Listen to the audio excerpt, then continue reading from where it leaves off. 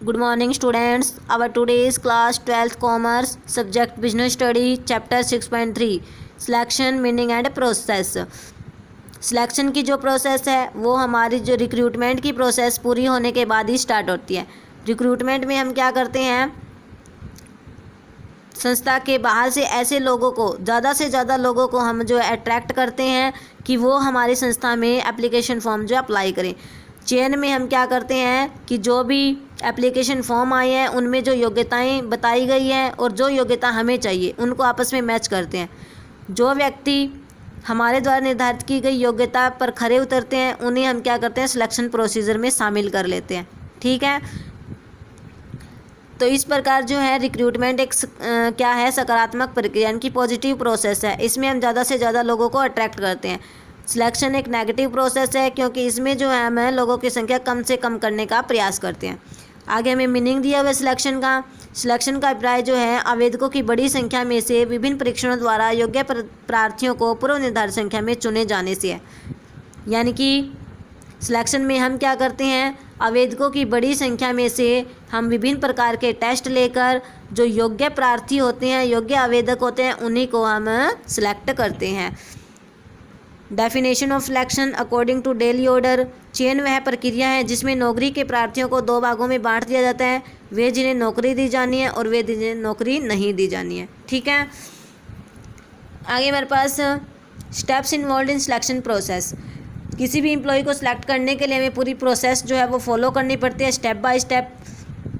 सबसे पहला स्टेप होता है हमारे पास प्रेलिमिनरी स्क्रीनिंग यानी कि प्राथमिक जांच। प्राथमिक जांच जो है हम क्यों करते हैं, एम्प्लॉय के बारे में विशेष सूचनाएं इकट्ठी करने के लिए हम उसकी प्राथमिक जांच करते हैं। प्राथमिक जांच हम दो प्रकार से कर सकते हैं, या तो हम प्राथमिक साक्षात्कार कर सकते हैं या रिक्त आवेदन पत्र हम भरा सकते हैं।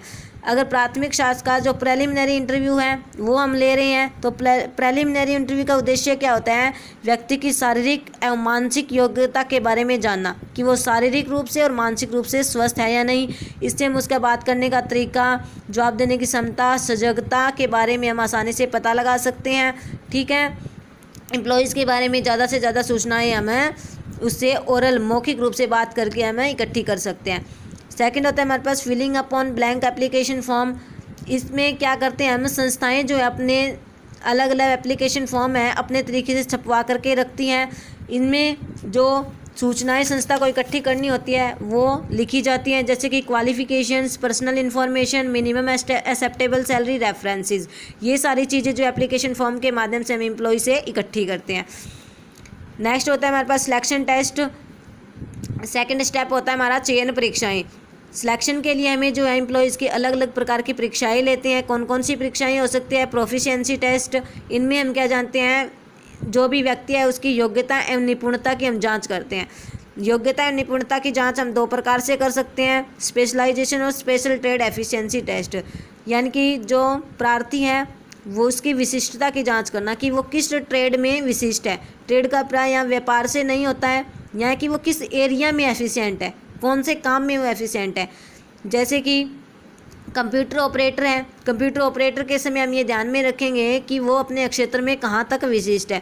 क्या उसे कंप्यूटर के बारे में सैद्धांतिक जानकारी है, क्या उसे कंप्यूटर के बारे में प्रैक्टिकल जानकारी है, प्रैक्टिकल नॉलेज है या नहीं। ये सब कुछ हम एफिशिएंसी टेस्ट के माध्यम से हम जानकारी इकट्ठी कर सकते हैं। सेकेंड हमारे पास परफॉर्मेंस टेस्ट की व्यक्ति अपने काम को कितने अच्छे तरीके से करता है। जैसे कि कंप्यूटर ऑपरेटर का सिलेक्शन करते समय हम उससे कंप्यूटर पे काम करवा के देखते हैं तो हमें जो है उसके काम करने का तरीका, उसकी काम करने की जो गति है वो आसानी से पता लग जाती है। सेकंड होते हैं हमारे साइकोलॉजिकल टेस्ट यानी कि मनोवैज्ञानिक परीक्षाएं। इसमें क्या है, हमें व्यक्ति की मनोवैज्ञानिक प्रकृति के बारे में जानकारी इकट्ठा करते हैं कि उसका व्यवहार कैसा है, उसकी कार्यकुशलता कैसी है। तो मनोवैज्ञानिक जो टेस्ट है वो विभिन्न प्रकार के हो सकते हैं। इंटरेस्ट टेस्ट की व्यक्ति को काम करने में कितनी रुचि है। इंटेलिजेंस टेस्ट की व्यक्ति कितना बुद्धिमान है, वो कितनी उसकी रिसेप्शन पावर उनकी, वो कितनी जल्दी चीज़ों को ग्रहण करता है, कितना याद रख पाता है, रीजनिंग पावर कितनी है।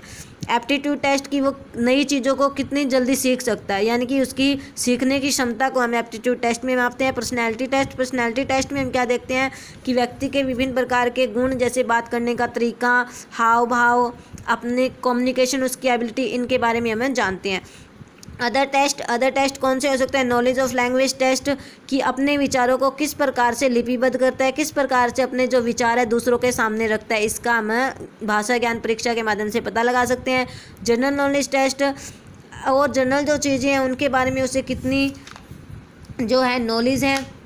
नेक्स्ट है हमारे पास एम्प्लॉयमेंट इंटरव्यू, यानी कि रोजगार साक्षात्कार। इसमें क्या करते हैं हम, जब वो पहले 2 स्टेप उत्तीर्ण कर लेता है तो उसके बाद हम उसे अंतिम साक्षात्कार के लिए बुलाते हैं।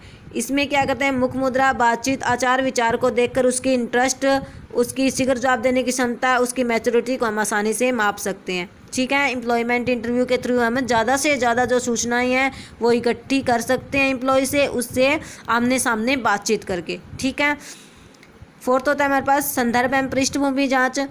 जिन भी व्यक्तियों के नाम एम्प्लॉय द्वारा लिखे गए हैं रेफरेंस में, उन व्यक्तियों से क्या करते हैं, उन व्यक्तियों से बातचीत करके हम व्यक्ति के बारे में जो है सूचनाएं इकट्ठी कर सकते हैं कि उसका करैक्टर कैसा है, उसके जो है सामाजिक संबंध कैसे हैं, उसका बैकग्राउंड कैसा है।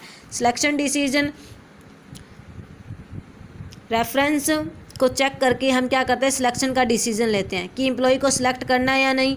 अंतिम निर्णय कौन लेगा, जिस डिपार्टमेंट को जो है एम्प्लॉयज़ की आवश्यकता है।